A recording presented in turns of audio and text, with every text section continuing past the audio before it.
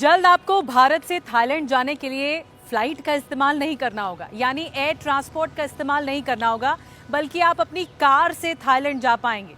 जी हाँ, Kolkata to Thailand, ये इस हाईवे परियोजना पर, जो कि महत्वाकांक्षी परियोजना है, इस पर काम तेजी से आगे बढ़ रहा है और भारत और थाईलैंड के जो हाईवे बनकर तैयार हैं। दरअसल आप इस परियोजना के बारे में जानते होंगे, ये त्रिपक्षीय सड़क परियोजना है, हाईवे परियोजना है। 1360 किलोमीटर लंबा ये हाईवे होगा, जो भारत के बाद म्यांमार और म्यांमार के बाद थाईलैंड कनेक्ट करेगा। और ये तीन देशों के लिए ये इम्पोर्टेंट है परियोजना, जिससे आसान हो पाएगा सफ़र। सड़क के ज़रिए आप म्यांमार जा सकेंगे, म्यांमार से थाईलैंड पहुंच सकेंगे।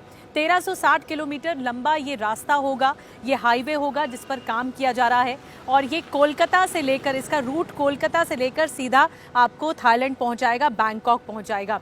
अब मैं आपको बताती हूँ, दरअसल ये योजना अटल बिहारी वाजपेयी सरकार में सपना थी।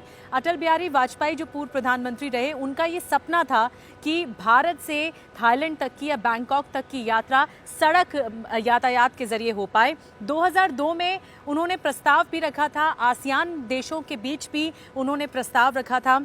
हाल ही में जो जून में बिम्स्टेक देशों में जब म्यांमार और थाईलैंड के प्रतिनिधि आए थे, तो उनके सामने भी ये बताया गया, अपडेट दिया गया कि इस परियोजना पर जल्द से जल्द काम हो रहा है।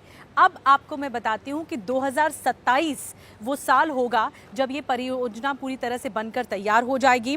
और मैं रूट आपको बताऊंगी, लेकिन आपको बता दें कि अटल बिहारी वाजपेयी का ये कहना था प्रस्ताव रखते समय, जब 2002 में उन्होंने रखा था, तो उन्होंने कहा था कि थाईलैंड से आगे कंबोडिया से आगे वियतनाम तक ये रास्ता, ये प्रोजेक्ट बनाया जा सकता है और ये लोगों के लिए एक बेहतरीन प्रोजेक्ट होगा, बेहतरीन हाईवे होगा। अब मैं आपको रूट बताती हूँ कि क्या होगा, कहाँ से शुरू होगा ये हाईवे और कहाँ जाकर ख़त्म होगा। तो शुरू होगा कोलकाता से शुरू होकर ये उत्तर में जाएगा सिलीगुड़ी के बाद फिर कूच बिहार जाएगा और वहाँ पर श्रीरामपुर सीमा है, वहाँ कनेक्ट करेगा।